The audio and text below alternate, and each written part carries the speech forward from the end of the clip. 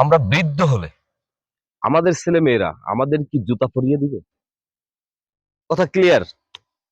আমি আবার বলছি, আমরা যখন বৃদ্ধ হব, যখন আমাদের বয়স হয়ে যাবে, তখন আমাদের ছেলে মেয়েরা আমাদেরকে জুতা পরিয়ে দেবে নিজ হাতে। অর্থাৎ আমরা তখন জুতা পরতে পারবো না। সৃষ্টিকর্তা যদি আমাদের বাঁচিয়ে রাখেন, আমরা তো জুতা পরতে পারবো না। অনেক বয়স হয়ে গেলে জুতা পরা সম্ভব না, শরীরে শক্তি কম। তো সেক্ষেত্রে কি ছেলে মেয়েরা আদর করে জুতা পরিয়ে দেবে? যেমন আমরা তাদেরকে এখন পরিয়ে দিচ্ছি। ছোট বাচ্চা 2-3 বছর 4 বছর বয়স, হাঁটতে পারে না বা হাঁটা শিখছে, তাদেরকে কি করছি, শখ করে বাজার থেকে যে দামি হোক জুতা কিনে এনে এই জুতা কিন্তু পায়ে আলতো করে পরিয়ে দিচ্ছি। আবার দেখতেছি পাশে যে ছোট একটা আঙ্গুল আছে, এটা বেঁধে না যায়, তাহলে ব্যথা পাবে। এতটা আলতো করে, এতটা ভালোবেসে, এতটা স্নেহ করে তাদেরকে যদি জুতো পরিয়ে দিতে পারি, আমাদেরকে কেন বৃদ্ধ হলে দিবে না? আসলে এই শিক্ষাটার মূলত হচ্ছে প্রয়োজন। শিক্ষাটার প্রয়োজন যে আমাদের তারা জুতা পরিয়ে দিবে কি দিবে না। আপনি ছোটবেলা থেকেই তাদেরকে যদি ওই শিক্ষায় শিক্ষিত করেন, ওই শিক্ষাটা যদি তাদের মধ্যে দেন, তাহলে সে করবে, অন্যথায় করবে না। আমি চ্যালেঞ্জ। সব পরিবেশ আসলে এক না, পরিবেশ বেঁধেও এর কিছু পরিবর্তন হতে পারে, সেটা অন্য কথা। কিন্তু আপনার শেখানো প্রয়োজন, শিখাবেন। এই তো সেদিন আমি ফেসবুক স্ক্রলিং করতে করতে ভিডিও আমার সামনে চলে আসলো, চিটাগংয়ের একটা ঘটনা, যে তার ছেলে মেয়ে আছে, অর্থাৎ ছেলে মেয়ে আছে কিন্তু তাকে ভাত দেয় না। একটা মহিলা বসে আছে, কান্না করতেছে, জুয়েল ভাইকে ধরে কান্না করতেছে, জুয়েল ভাইয়ের ভিডিওতে। তো বিষয়টা কি হয়ে গেল, যে বাবা মা ছোটবেলায় না খেয়ে তাকে খাওয়াইছে, বলছে থাক আমার দরকার নেই, ভাত নাই, আমার দরকার নাই, যা আছে আমি খাবো, যা আছে এটা আমি খাচ্ছি, তোমরা খাও। আসলে মিথ্যা কথা, ওই হাড়িতে কিন্তু ভাত ছিল না। সন্তানকে খাওয়ানোর জন্যই আর মিথ্যা কথা বলেছে। বাবা মা মিথ্যা কথাও বলে মাঝে মাঝে, সন্তানের ভালোর জন্য, মঙ্গলের জন্য, সন্তানকে খাওয়ানোর জন্য।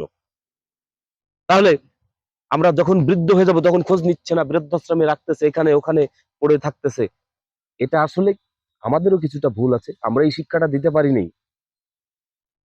এই শিক্ষাটা যদি দিতাম, তাহলে আজকে ওই রাস্তায় পড়ে থাকতে হতো না।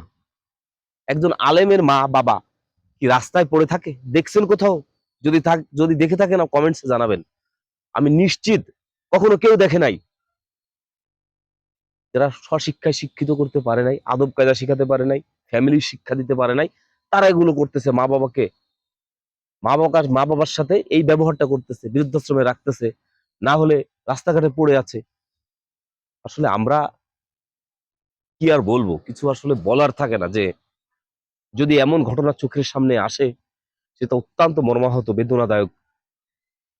এই বিষয়গুলো আমাদের খেয়াল রাখতে হবে। আমাদের ছেলে মেয়েদেরকে অবশ্যই ওইভাবে মানুষ করতে হবে, তারা যেন সর্বনিম্ন জুতোটা যেন আমাদেরকে ফুরিয়ে দেয়, আমাদেরকে যেন রাস্তায় ডাস্টবিনের পাশে যেন পড়ে থাকতে না হয়, আমাদেরকে কিছুই না হোক, না খেয়ে থাকি, তারও ভাত পাইলে আমিও পাইবো, এমন একটা মেন্টালিটি তাদের মধ্যে তৈরি করে দিতে হবে।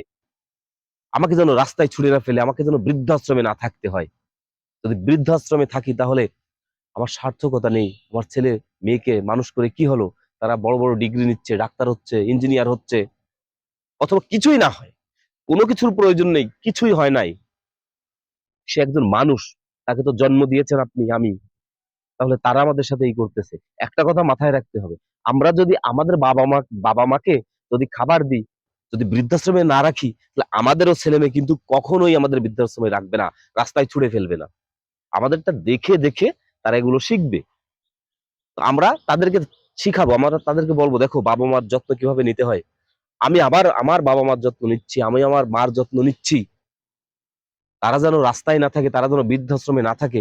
এটা দেখে দেখে ওর মেন্টালিটি, ওর মাথায় একটা মেসেজ চলে যাবে যে বাবা মা বৃদ্ধ হলে কখনো তাদেরকে বৃদ্ধাশ্রমে অথবা রাস্তায় ফেলে দিতে হয় না। তাহলেই আপনি সফল। আপনি কি বিশাল অট্টালিকা করলেন, আপনি ছেলে মেয়েকে বিশাল শিক্ষা দিলেন, ডক্টরেট ডিগ্রি এনে দিলেন, কোনো লাভ নাই। আপনার যদি থাকতে হয় বৃদ্ধাশ্রমে, রাস্তাঘাটে, লাভ কি? কোনো লাভ নেই।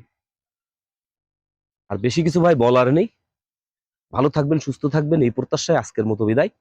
দেখা হবে। আল্লাহ হাফেজ।